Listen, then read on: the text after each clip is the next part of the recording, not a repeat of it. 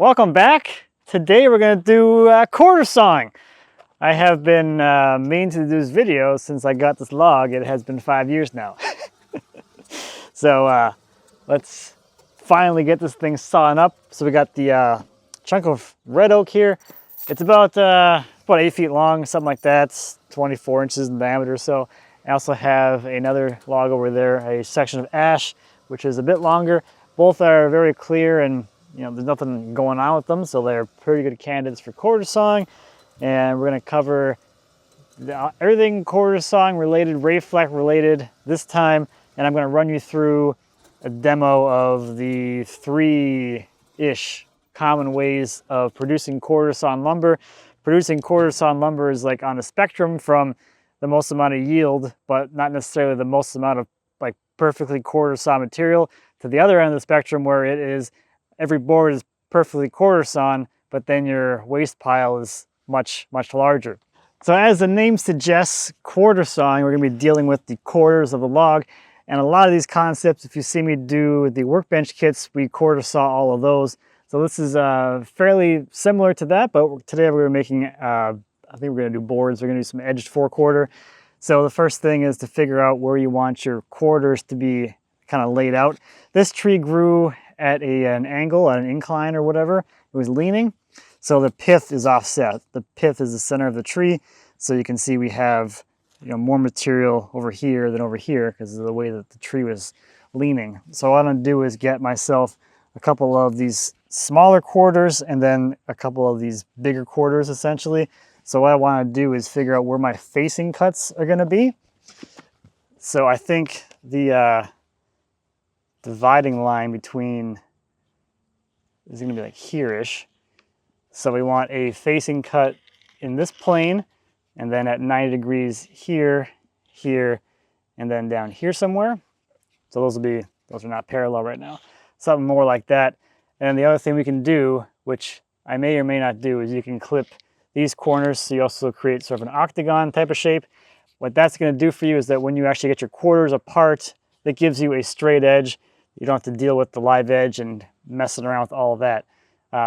So maybe we'll do a little bit of both. We'll do a couple of clipped corners and we'll do some where I leave them, and you can see the challenges that are created later on if you don't make an octagon to start with. So the first thing is going to be to roll the log to the first cut orientation. Let's kind of see where we're at here.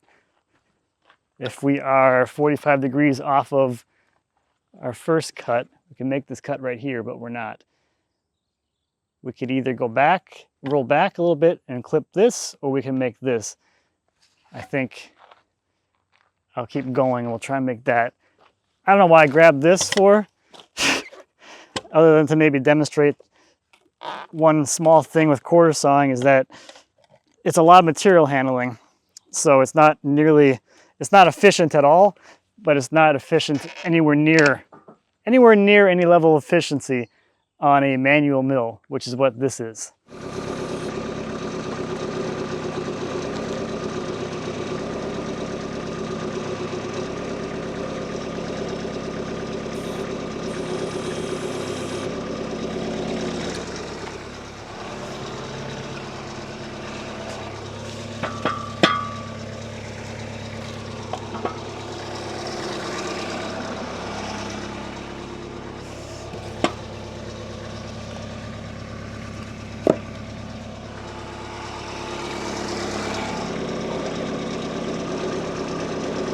Sort of like sawing for crotch figure, you want to make sure your piths are aligned so you don't have kind of a weird taper in it.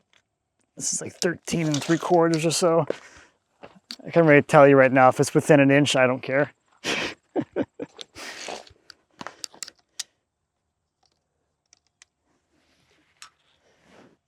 It is, let's see, where's the bed?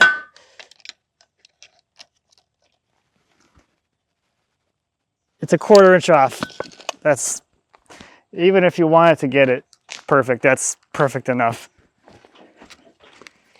All right, where's the first cut going to be? Up here somewhere. Let's go 26-ish. Let's see where that gets us. I keep forgetting to do this. There. That's better.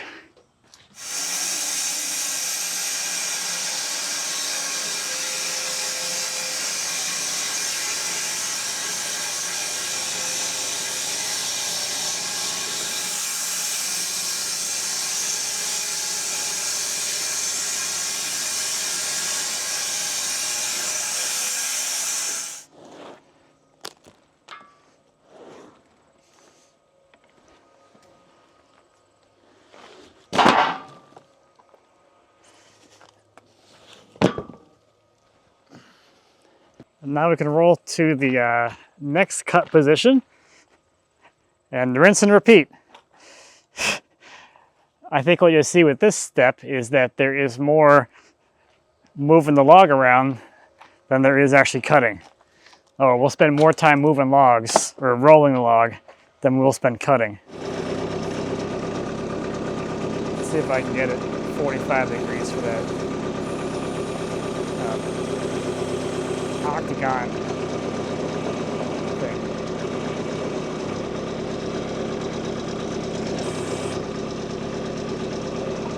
That was too much, I think.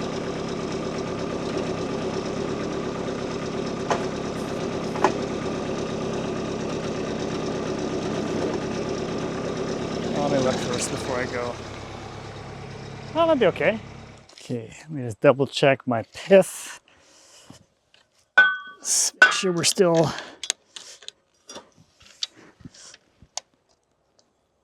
about 10 3/4 or something.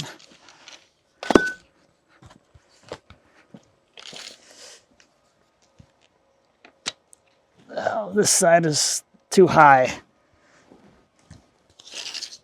by about an inch. So in theory, this end needs to come up. But do we care? Probably not for this cut. We'll go in here like 27. I just want to clip that.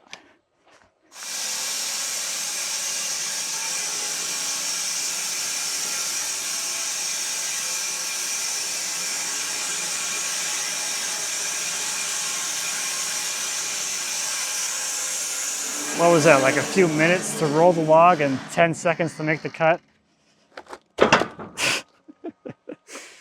Oh man. Although that one will save us quite a bit of headache later. Okay, there's our intermediate cut. Now we can keep rolling this face so it's 9 degrees to the bed.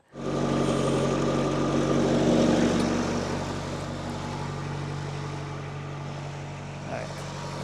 It's a little too far, but when I set my wedges in here and then come back, it'll probably settle back a bit.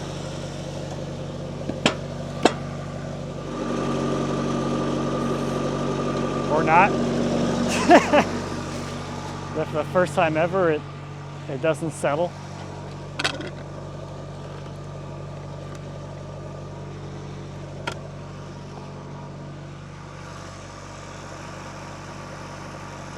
Okay. 11.5.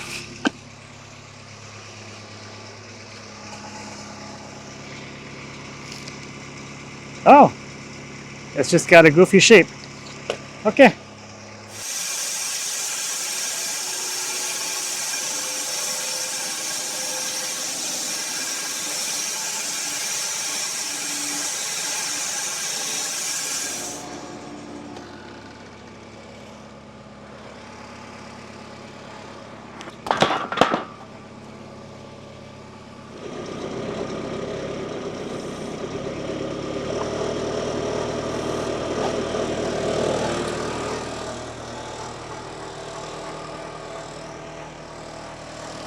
Okay.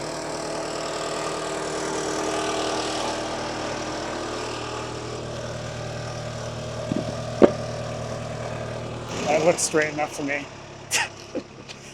I'm not going to worry about the pith.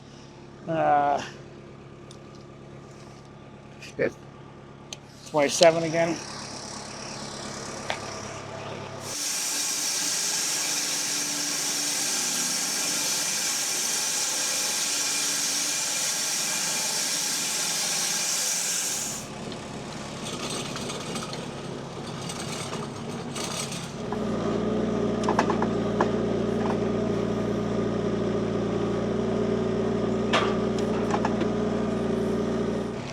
Where do you want to go here? 24.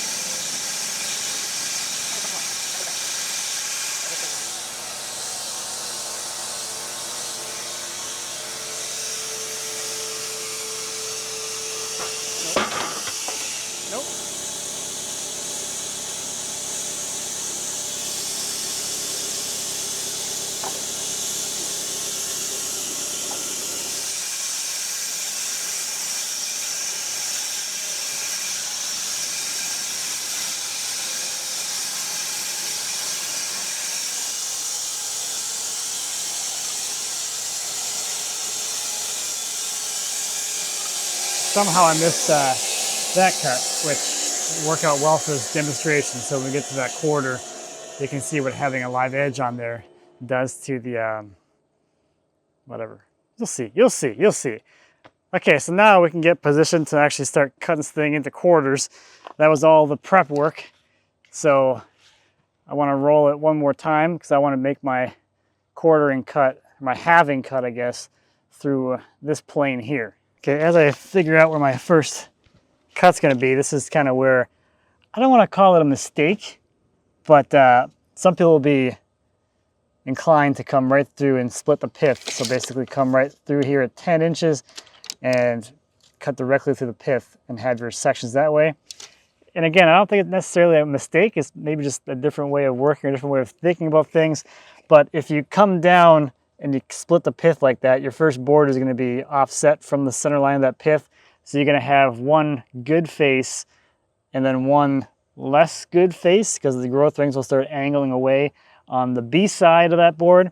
If you come down like I'm going to do and you come up half your board thickness away from the pith and then your board ends up being perfectly through here, you should in theory have like the most perfectly quarter sawn board on both sides. So you end up with two A faces. Essentially. So that's what I'm going to do.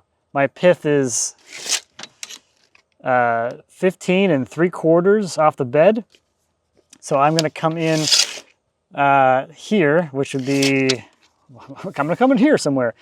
I'm going to come about a ½ inch above that. So 16 1/4 or so, actually a little more than that, 16 3/8 or so. That'll be my cut here. I'll drop down, make a 4/4 board.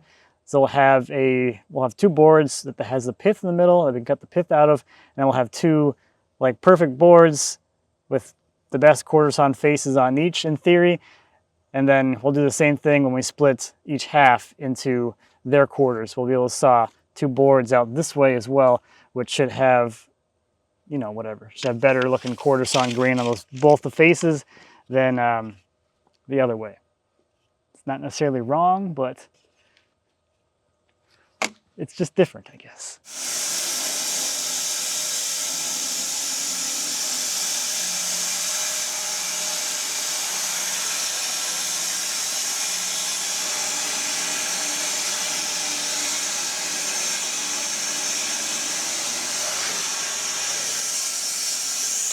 Okay, that's where I started. Should be right there. It should be 4/4.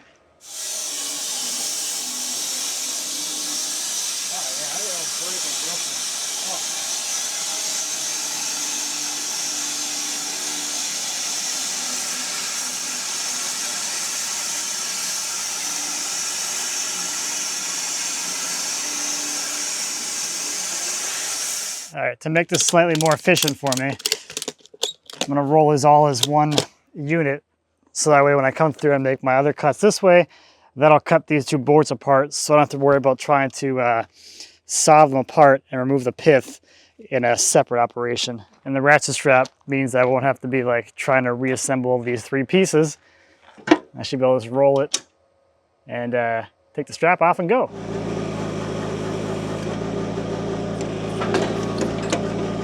Come on. we go.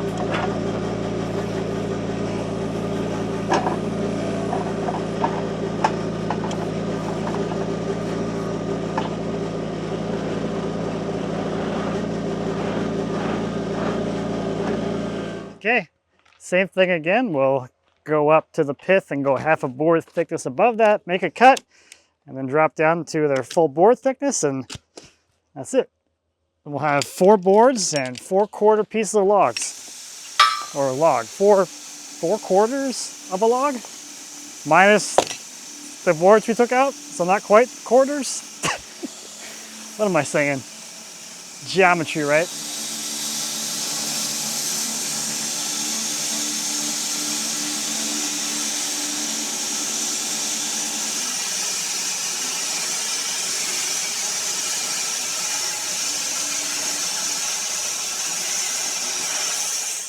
Okay, now we can pull this, what do you want to call this, a burrito? We can pull this burrito apart, or whatever. Let's see what we got for our first 4 boards. I'm gonna bring the forks in for this. There we go. There we go. Oh yeah, look at that. Straight grain, ray fleck. That's what you guys like, right? Some of you are always like, give me that quarter sawn stuff. And also, I want to note that this has been sitting for 5 years. This is soaking wet. That's the other thing people like to tell me. I'll just let the logs sit out for a bit and they'll dry. They ain't drying. Look at that, that's a big fleck too. This is red oak, so it doesn't have like the biggest, giantest fleck ever, but it has a nice, I don't know, subdued amount, I guess.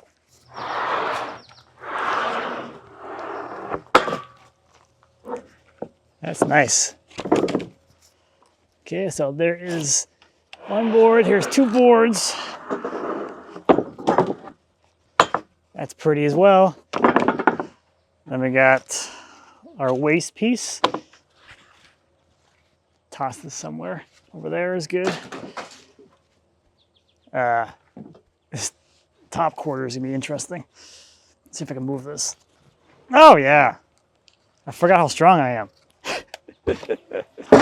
I'm not.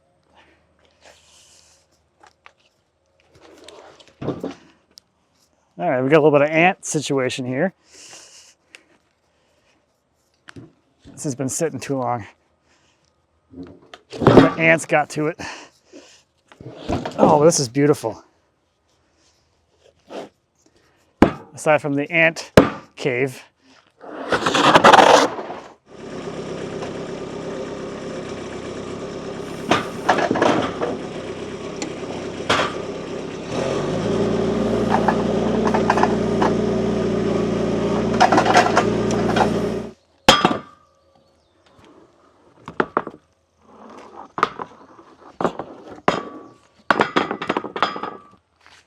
All right, let's take a look.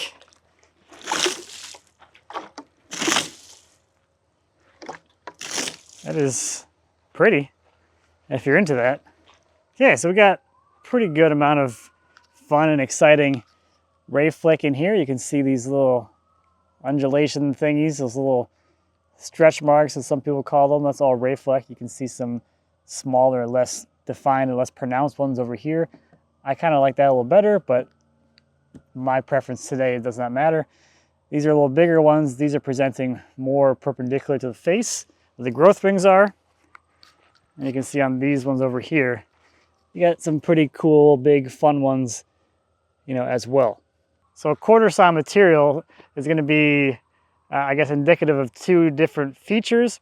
First off, you can see we have very straight grain. The grain is running very straight, really tight. You don't see any cathedral type things, except for along the edge of this one, because just pulling an inch out of the middle there was not quite enough to eliminate all of that stuff. But that's your typical kind of look. We have cathedrals, but as you get from like here over, this all starts getting quarter sawn. You can see the growth rings. Wow.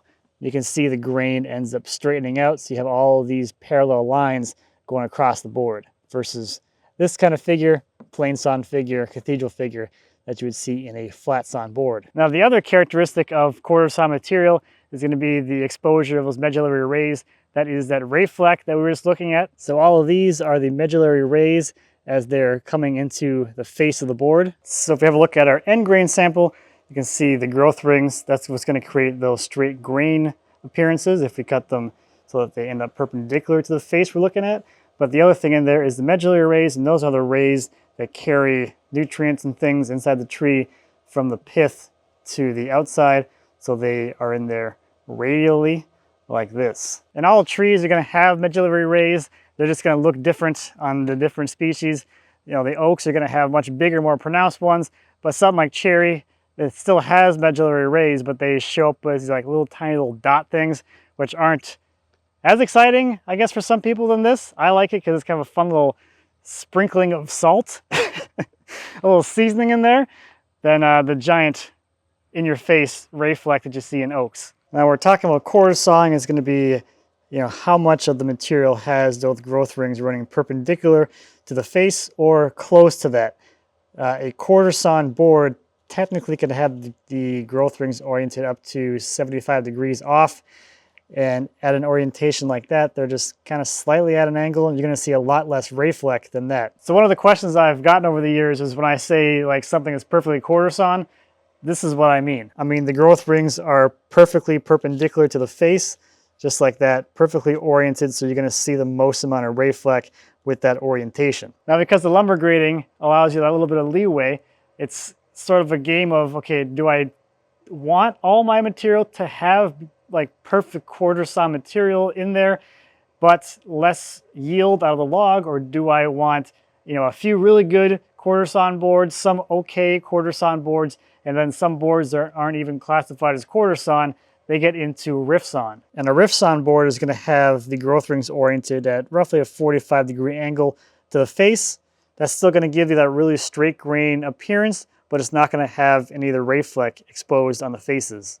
And furthermore, if you look at something that's going to have heavy ray fleck like a quarter sawn white oak, if you look at the end grain, you can actually see the medullary rays in the end of the board. These kind of lines going up and down, those are the growth rings, but also you can see these lines going side to side, and those are the medullary rays that originate in the center of the tree and go all the way to the outside. So when we're cutting boards that have the growth rings perpendicular to the face, we are parallel or pretty close to parallel to the medullary rays, which creates the ray fleck on the surface. So you can see this ray right here in the end grain becomes this ray fleck on the surface because we've cut through that medullary ray at sort of an oblique angle. So now we have our 4 quarters and we want to make some quarter sawn lumber.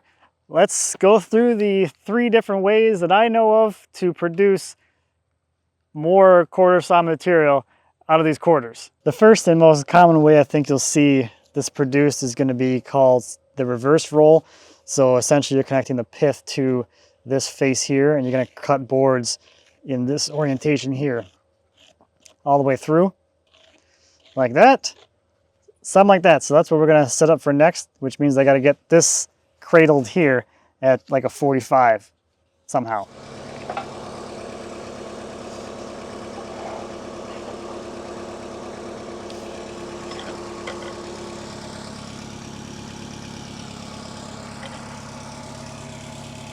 A little more.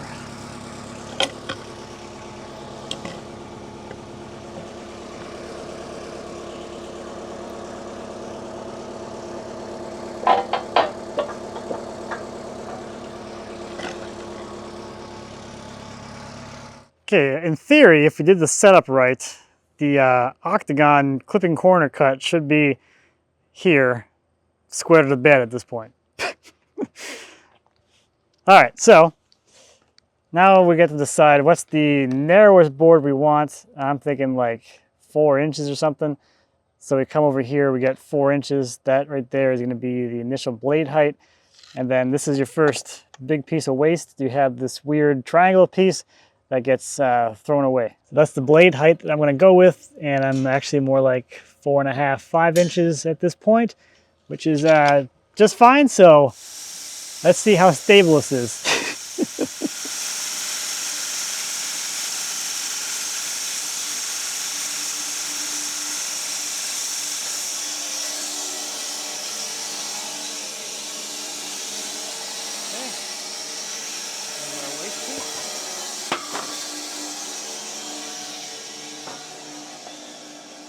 This isn't like super duper stable, but I think I can get one board out of this before rolling it over.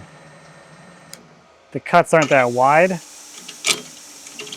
so it's less cut force trying to shake this blank around. I'd like to give me a slightly wider base to set this back down onto. Yeah, there's our first board using this method. So one caveat with this is that now all the edges of the boards are going to have a 45-degree bevel on them. So you have another operation to actually edge these and get them squared up. One thing you can see that kind of helps is that because we went around and made all of those octagonal cuts, now at least for a lot of the boards, we have a straight edge that you can use as reference if you have a single blade edger. I don't have an edger, but I will show you that later with the table saw. All right, let's roll this thing over.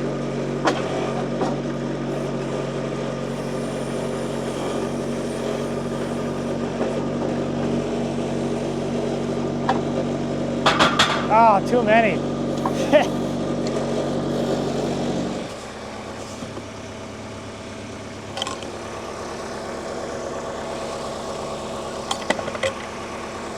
Okay, with that cut now on the bottom, we are on the lumber scale, so I can pick a starting point. So you could pick whatever 4/4 increment you want for your top cut. But what I'm going to do to make it a little more efficient is I'm going to come down and get a few boards into the top piece and then set that piece down next to it so I can slice more at once, basically. I just want to be above my side stops right now. That's 9 boards. I can come down again. Let's go to 8. Let's see that. Where my stop's at. That's 9.5 inches off the bed. And the side stop that's holding this thing up is 7 inches tall. So I can come down one more than that. I can go down to 7 pieces of 4/4.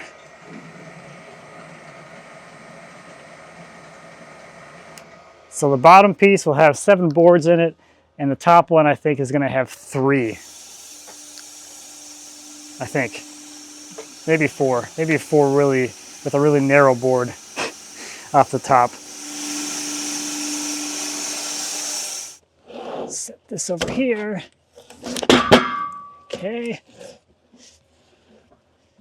Now we'll roll this over to get it sitting more stable.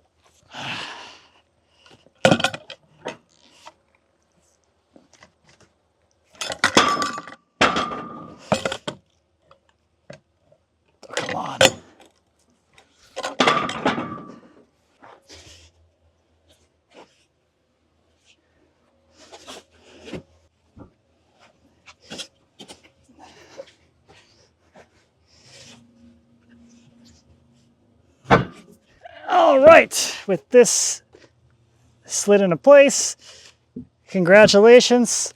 We've arrived at the point where we can just saw.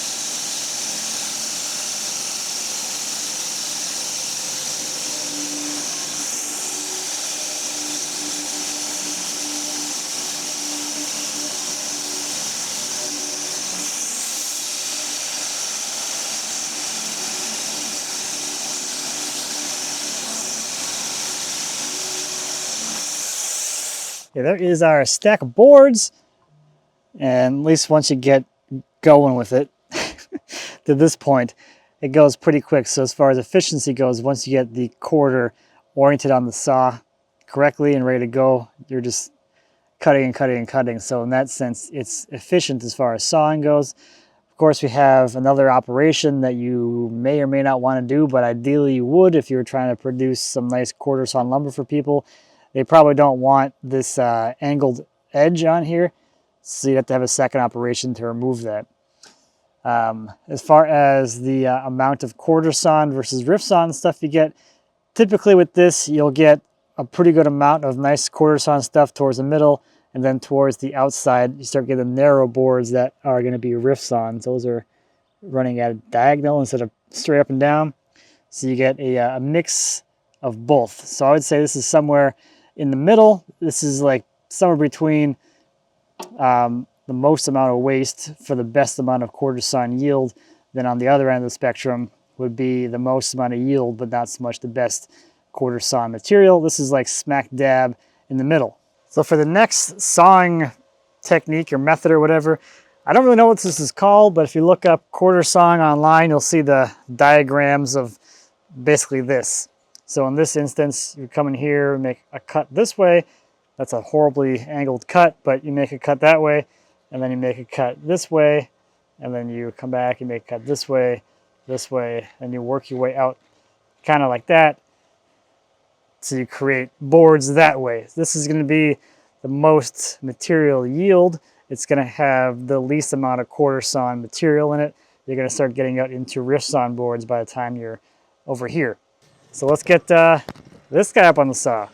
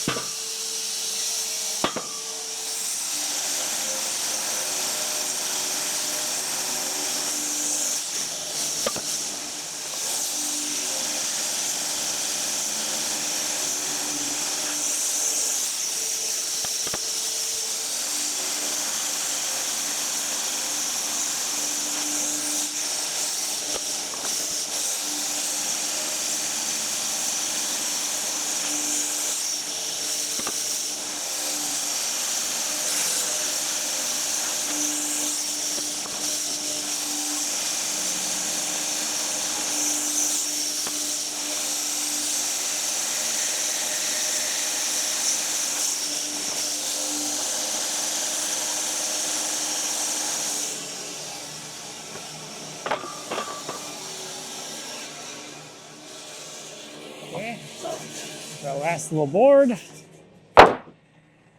and there's your waste piece.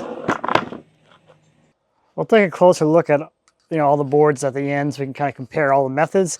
But just to give you an idea, towards the outside we got, this is all rift sawn, also very beautiful. I like this better. So if you're looking for rift sawn, this is a good way to go. You start getting into quarter sawn somewhere in here, quarter sawn. It's not quite perfectly quarter sawn, but you start seeing some of the ray fleck. You can see all these little dots here. You've got the subtle exposure of the ray fleck. What is this actually sitting at? Yeah, that's like just the beginning, like 75 degrees. And then we're starting to see some bigger ray fleck here. This is board 5 is where we start seeing it, but just a hint of it. There's just a little bit bigger ray fleck here towards the edge. And if we keep going deeper, you're starting to get a little bit bigger. And this is board, this is 4, 3. Board 3 is where you start seeing some real ray fleck. So there's some real big, juicy looking ray fleck. And that's 3 boards in. The first board is going to have the most amount of ray fleck. So we got 1, 2, 3, 4, 5, 6, 7, 8, 9, 10 boards out of there. And you have 3 that are super properly quarter sawn with actual Rayfleck, and then you have, I don't know, another 4 that are still classified as quarter sawn, but to me, that's not proper quarter sawn grain. It's somewhere in between. And then you kind of get towards the outside here. We got 4, 5 boards. This is kind of a little bit, I still call this rift sawn by appearance. 1, 2, 3, 4, 5. That's rift sawn, I guess. So you got a lot of material. Like the only waste we really have is this little piece here, which is what I would have cut off if I had actually made that full octagon. This is the face that I forgot about. So in reality, there isn't really much waste here. It's going to get thrown away, and there's no more post-processing because all your edges are already square and ready to go. Okay, this last one's going to be radial sawing. So it's going to be like making, I don't know, you're going to make an eighth, you're going to make a 16th out of the log. So there's a board, right here. And then there's also a board like right here. And then there's a board here and here. And you're going to make all these little wedge pieces all the way around to expose. Every single board you expose will be perfectly quarter sawn, but you're going to have all these little wedge things that are going to be waste. Because eventually you can't get another board out of that wedge. And every wedge is going to have, or every board is going to have a angled end as well. This one's going to be the most amount of messing around.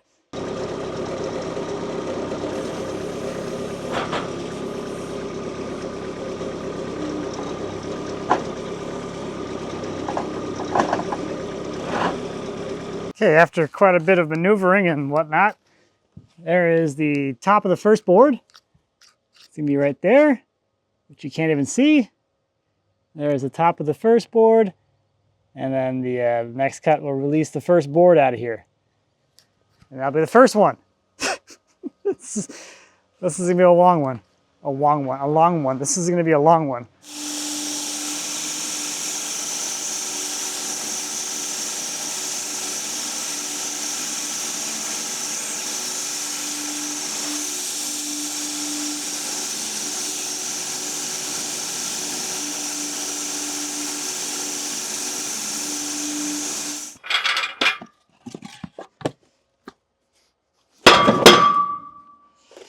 Oh, that's beautiful.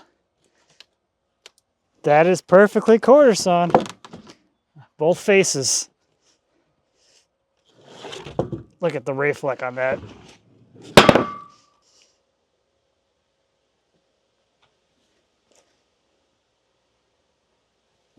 Oh. And then there's the other side. People always ask me why I put water on the wood. It's because I can kind of see the Rayfleck in there. The camera can't nearly as well as I can. So that should be more obvious now. There we go. Now the camera can see a lot better.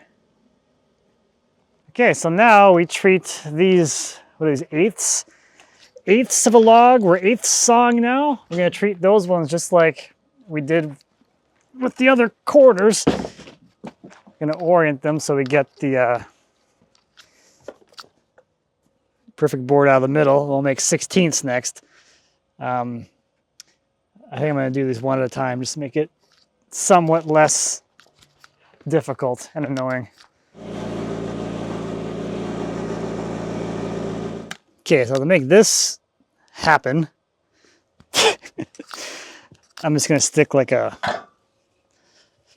board in here to kind of roll it at whatever angle it needs to be to get that next board out of there. So I'm going to mess with this for a bit.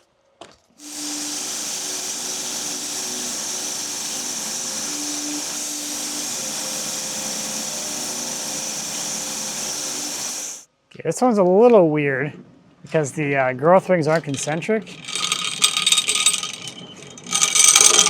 So it's kind of hard to line up, or at least it lined up like way lower than you would think it would. But that's kind of one of the advantages to this method, is that you can adjust to whatever the tree was doing. So there we go. We got some more Rayfleck. Okay, put this aside.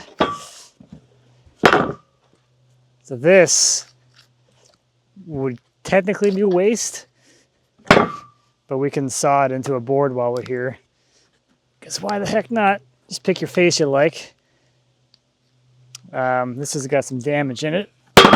So we'll flip it over and we'll cut that off. And that'll be a board. I guess I can set this up too while I'm here.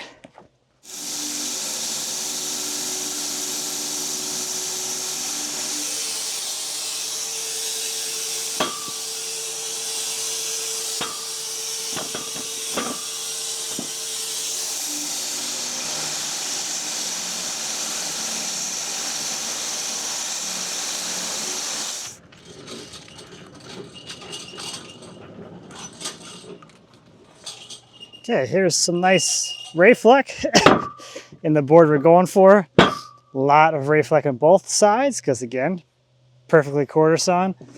This is kind of like a bonus board waste piece anyway, but it's pretty close. It's still got some Rayfleck, so it does, you know, classify as quarter sawn, but it's not nearly as flecky as that one. Okay. For the sake of demonstration, there's still a board in here, right there. So let's get it out. Let's set it free.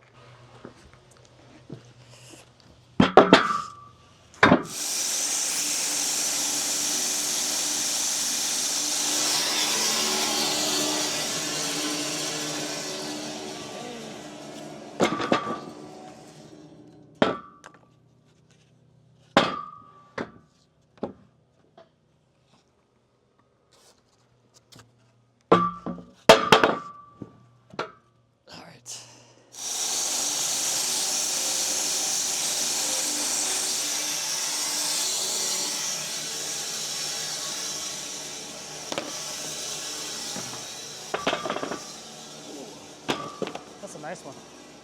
There's some nice big Rayfleck in this one. Actually pretty big for a red oak. That looks really good. So that is our first 1/8. Is that what we're on? So we got the other 1/8 of a log here still to go. So I'm gonna do the same thing and get some more out of this guy, I guess. It's a lot of this.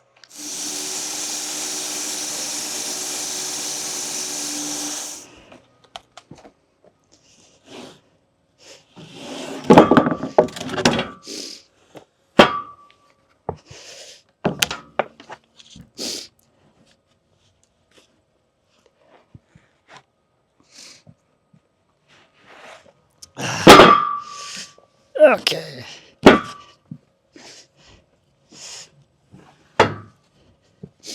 There's that. Do you want to bother trying to get my board out of this? I guess we can. Put it aside for now, I guess. Oh. So much material handling.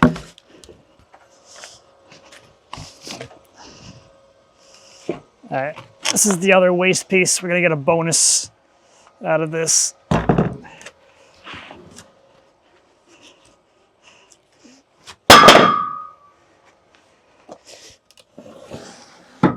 Okay.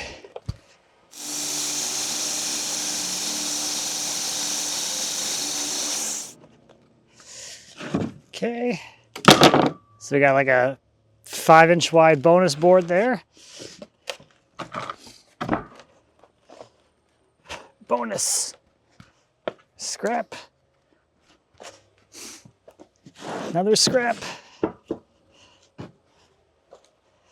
And then our quarter sawn board. With Rayfleck. Just like we wanted. Okay. Oh boy. Last board for this method. This thing.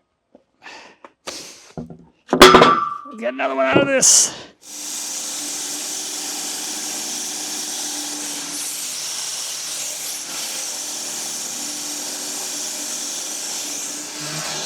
Okay, there's a piece of waste. And this guy. Spin this endo. There we go. All right. Last cut. This has been a lot.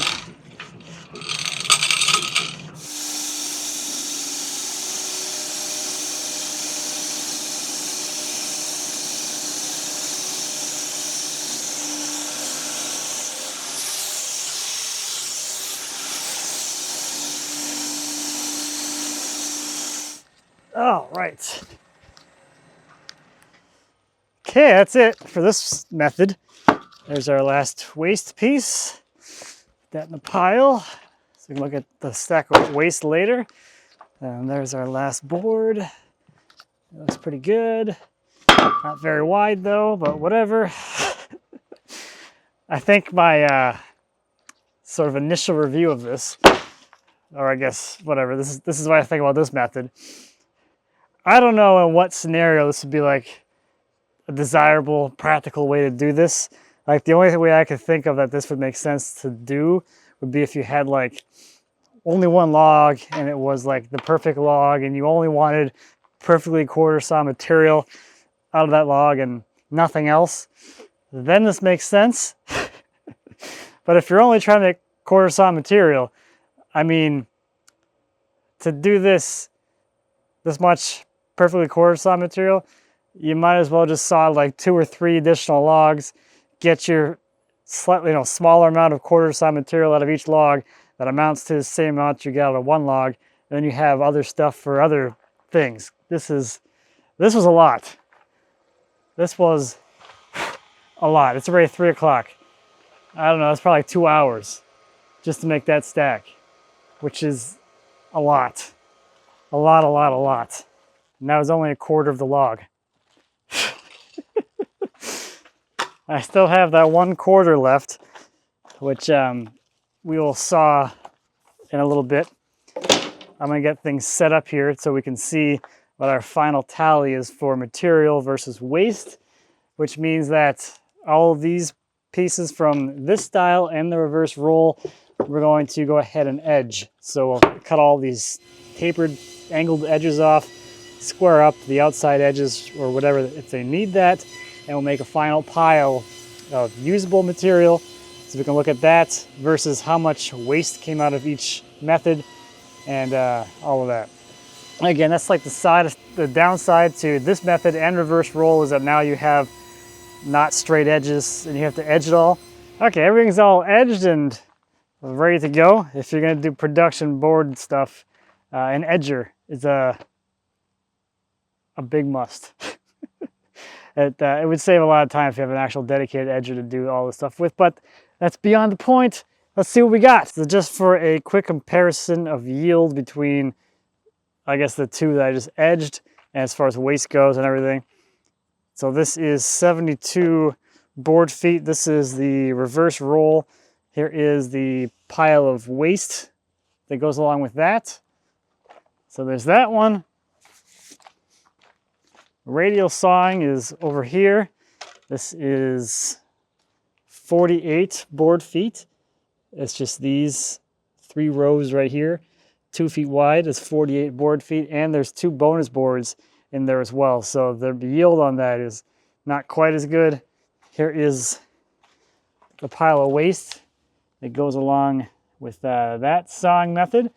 So very, very different. Now, there's a little bit of an inherent error in making that comparison because it assumes that the cants that we started with were exactly the same size, which they weren't, but they were pretty close, but just, we're having fun here. But I think it's a pretty decent comparison of what you can expect, I guess, between those two different methods. Can't really make the comparison here with this one because that cant, or that quarter, was a lot smaller than the other two. So it is what it is. So now we can talk about what kind of material we got out of the quarters based off those 3 different sawing techniques. Okay, there's all the boards laid out. That one, that pile there, is the flip-floppy one. That's radial sawing, and that one is the reverse roll. I think this is the third time I've shown myself doing this. Don't tell anyone I have a hose.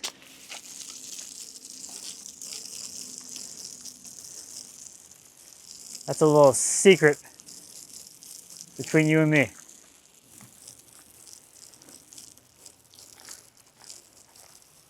Okay, so the flip-floppy one, as far as what we got for like more or less quarter saw material, we have a few boards. This one, and this one's got a little bit.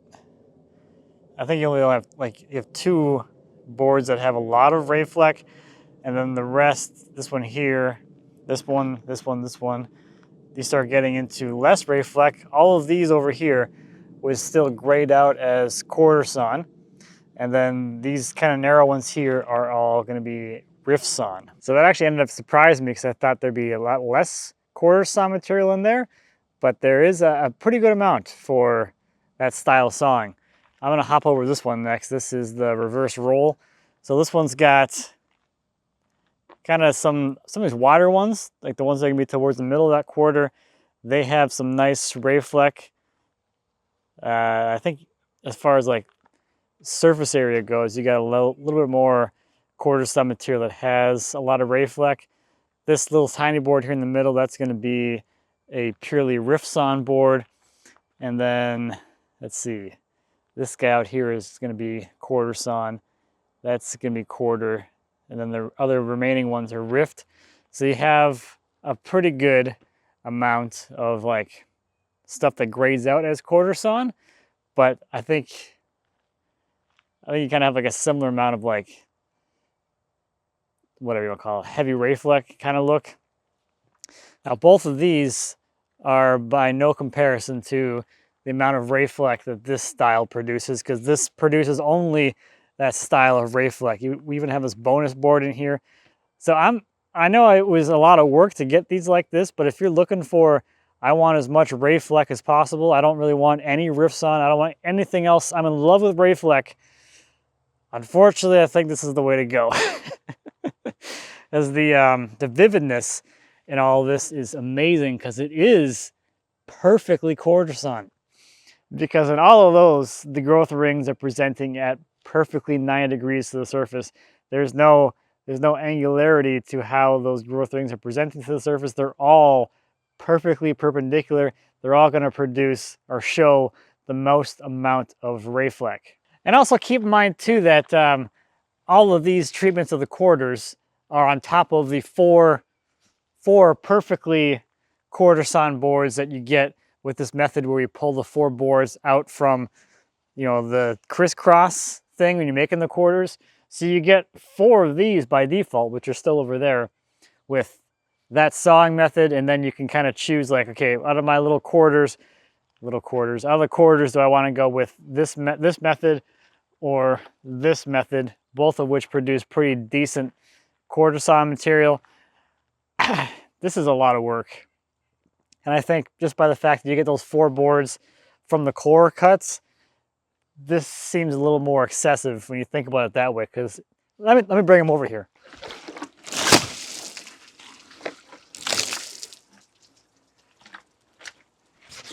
Someone walked on that one. Okay, so of course these ones being as quarter sawn as you can get, just like just like those ones there. These are sawn exactly the same way as those ones are. These ones are going to have, all your perfectly quarter sawn characteristics. You got pretty big looking Rayfleck on here. This has got some pretty killer looking Rayfleck. So regardless of the style you choose, you still get these 4 boards, and then you can choose your direction, from there. And there's one little caveat to this whole discussion, and that is the species you're sawing, and if it produces actual Rayfleck, if that's what you're actually after. So if you're sawing something that doesn't really produce Rayfleck, you don't really care, you're just looking for nice straight grain, a lot of this doesn't really matter, because you're really just looking for straight grain. You don't really care how perfectly the growth rings intersect the face. So if you're sawing something like, maple or cherry or walnut or something that has basically almost non-existent or very, very minute ray fleck that you don't really care to have, or you don't really think that matters, then a lot of this discussion doesn't really matter. Just do whatever happens to produce whatever you want as fast as possible. So, you know, this or that would probably be just fine if you're just looking for straight grain stock. And before we move on, I just wanted to just jump back to the waste once again. So we have the radial sawing, the reverse roll, and the flip floppy thing. And originally I was convinced that this produces the most amount of waste. But after edging all those boards from the reverse roll, there is a very similar amount of waste here. Like, it's not, there's still like a little bit more waste over here, but having them side by side like this, it really just allows you to see that there is still a ton of waste because you have to edge all of those edges, for lack of a better phrase. So I thought that was an interesting comparison, actually seeing them, those piles side by side. So what I was originally planning on doing with this video, it's kind of getting, I feel like it's getting long already, was we just have a little fun, like revisiting one of our favorite of the 3 techniques on the last quarter. And then I had that ash log. I'm like, oh, I could pick one favorite and run through the whole log and see just how it goes in more of a production setting of like, we're gonna cut all 4 quarters exactly the same way and see how that goes, but I'm not gonna do that in this video because that just is too much already. So it's getting late now. So I think probably tomorrow or some point I'll just go through and I'm gonna whack this into something. I'll decide what style I'm gonna cut this into tomorrow, and we'll just cut this up, and then that'll be kind of the end of this one. All right, happy Monday. I've been thinking about this over the weekend, and this is what I want to do for a little bit of a comparison. I think for this one, we're just going to put one of these faces down on the bed and just slice it all the way through so we can see the difference that that produces. So I'm just going to pick one of these faces to be the plane that I saw in, either this way or this way. I think we're going to go with this way to get rid of this, this knot in this one. And that's all I got. This face is clearer, so we're going to saw from that face.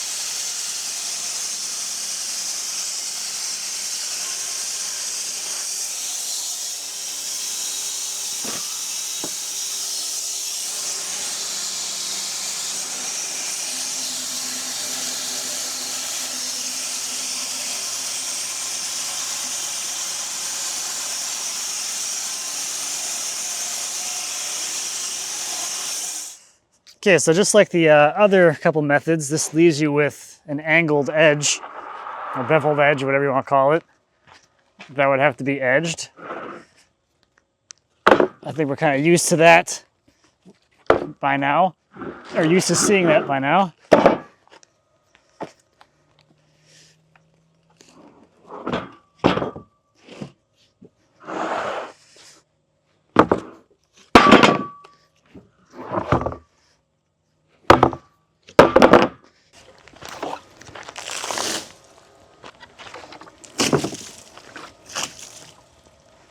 Okay, here's a look at what we got. So as far as grading goes, this would still be able to be graded as quarter sawn. The growth rings are not quite perpendicular, you can see that. They're at that angle, but they're at an angle that is still within the quarter sawn classification. So that is still technically a quarter sawn board, but you can't see really any ray fleck because it's kind of all gone.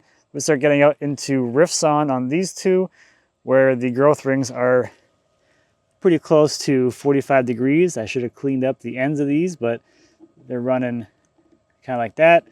So these two are rift sawn. And these two, interestingly, these are getting more into a plane sawn orientation. And you can start seeing some actual cathedral grain happening.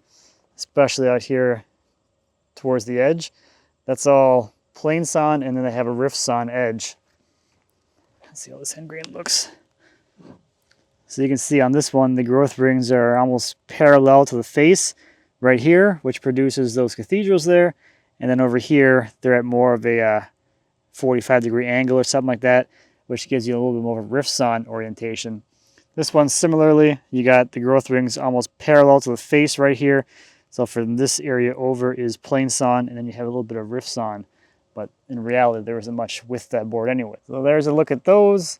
I guess this method works if you want some straight grain boards, but you don't really care too much about the Rayfleck at all. It's quick though, very quick. And what's nice is you don't have to do any kind of weird rigging to get that quarter sitting on the bed. You just literally flop it on the bed and start cutting. There's no like, how do I hold this type of problem solving that you have to do. So there's our 4 quarters and our stacks of wood lumber.